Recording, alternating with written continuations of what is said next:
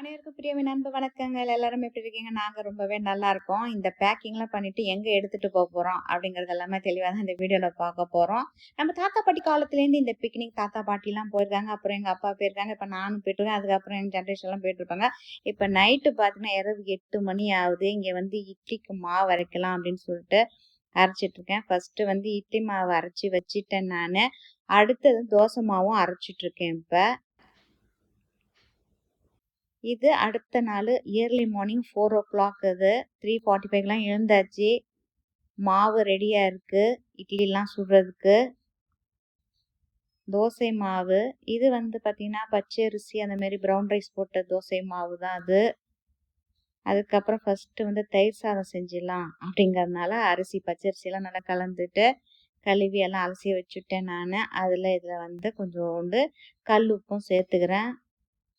அப்போ ஈவனாக ஸ்ப்ரெட் ஆகிடும். இது ஒரு 2 விசில் வரட்டும். சாம்பார் வச்சிடலாம். இட்லிக்கு வந்து சாம்பார் சூப்பராக இருக்கும்னு இட்லி சாம்பார் செய்ய போகிறேன். அதுக்கு பருப்புலாம் ரெடி பண்ணிட்டேன். இது வந்து தக்காளி சாதம் செஞ்சு எடுத்துகிட்டு போயிடலாம். காலை டிஃபனு மத்தியானம் சாப்பாடெல்லாம் ரெடி பண்ணி எடுத்துகிட்டு போகலான்ட்டு. ஸோ இது கொஞ்சம் பிரியாணி டைப்பில் செய்வோம் அப்படின்னு வெங்காயம் பச்சை மிளகாய் இதெல்லாம் கட் பண்ணி எடுத்து வச்சுருக்கேன். இதை வந்து எலக்ட்ரிக் குக்கர்லேயே செஞ்சிடலாம் அப்படின்ட்டு.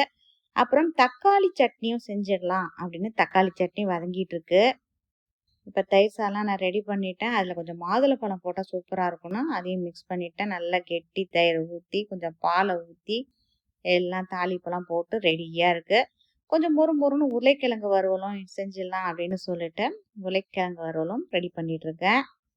எனக்கு இந்த மாதிரிலாம் டூருக்கு போகிறதுலாம் ரொம்ப பிடிக்கும். இந்த மாதிரி சமைச்சு எடுத்துகிட்டு போய் அங்கே உட்காந்து சாப்பிட்லாம். எத்தனை பேருக்கு பிடிக்கும் அப்படிங்கிறதையும் கமெண்ட்ஸில் சொல்லுங்கள். நல்லா ரோஸ்ட் ஆகட்டும், அப்போ தான் நல்லாயிருக்கும். அது கொஞ்சம் எண்ணெய் தாராளமாக விட்டுருக்கேன். இப்போ தயிர் சாதம் செஞ்சேன், அதெல்லாம் இந்த கூடையில் ஒன்று ஒன்றா எல்லாத்தையும் எடுத்து வச்சிடலான்னு சொல்லிட்டு இந்த டப்பாவில் போட்டு மூடி வச்சாச்சு. அடுத்தது தக்காளி சாதம், அதை பிரியாணி சாதம் அதையும் இதில் எடுத்து வச்சுட்டேன் நான். நல்லா டேஸ்ட்டாக வாசனையாக இருக்கும் போல் இருக்கு. மத்தியானம் தான் சாப்பிடணும்.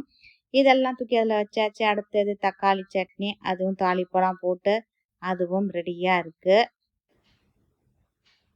உருளைக்கிழங்கு வறுவலை கேரியரில் வச்சிடலான்னு சொல்லிட்டு அதில் வச்சுட்டேன்.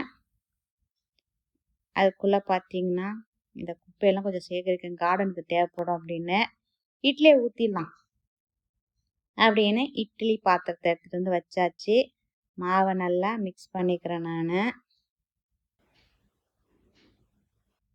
இட்லி தான் ஈஸியாக எடுத்துகிட்டு போகிறதுக்கு. தோசை சொல்லலாமான்னு முதல்ல யோசித்தேன். அப்புறம் தோசை கொஞ்சம் நேரத்தில் வந்து இதுவாகிடும்னு சொல்லிட்டு இட்லி எடுத்துகிட்டு போயிடலாம், அதான் ஈஸின்னு எல்லா குழியிலையும் எண்ணெய் தடவி இட்லி எப்போ சுட போகிறேன் நான்.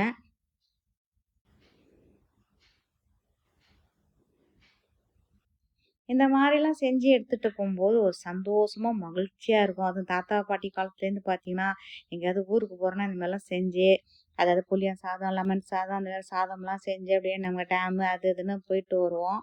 அதெல்லாம் ரொம்ப நல்லாயிருக்கும். திருப்பி நான் எப்போ இந்த இடத்துக்கு போகிறதா இருந்தாலும் இந்த மாதிரி ஏதாவது செஞ்சு எடுத்துகிட்டு போய் அங்கே உட்காந்து சாப்பிட்றது எனக்கு ரொம்ப பிடிச்ச விஷயம். கொஞ்சம் டயர்டாக இருந்தால் கூட பரவாயில்ல, காரில் தூங்கிக்கலான்னு கிடுக்கிடுன்னு செஞ்சுருவோன்னு கொஞ்சம் எல்லாம் செஞ்சு வச்சாச்சு. இப்போ பேக்கிங்லாம் ரெடியாக இருக்குது. ஒன்று ஒன்றா எடுத்து வச்சுருக்கேன் பாருங்கள். எல்லாம் இதில் கொஞ்சம் ஸ்நாக்ஸு, சாமிக்கு வேண்டிய ஜாமான் எடுத்து வச்சுருக்கேன். சாமிக்கு வேண்டிய ஜாமான்னு சொன்னோன்னே தெரிஞ்சிருக்கும். ஆமாம், நான் குலதெய்வம் கோயிலுக்கு தான் போயிட்டுருக்கேன். எல்லாம் போட்டதுக்கப்புறம் தான் பார்த்தேன் நான், என்னடா என்ன காட்டவே இல்லை அப்படின்ட்டு. கடைசியாக என்னையும் நான் காட்டணும்ல, அதனால இப்போ அதுக்கப்புறம் இதை நான் சேர்த்துருக்கேன் நான். அன்னைக்கு கொஞ்சம் பரபரப்பாக ஓடி போயிட்டு அடுத்த வீடியோவில் பார்க்கலாம். பாய் பாய்.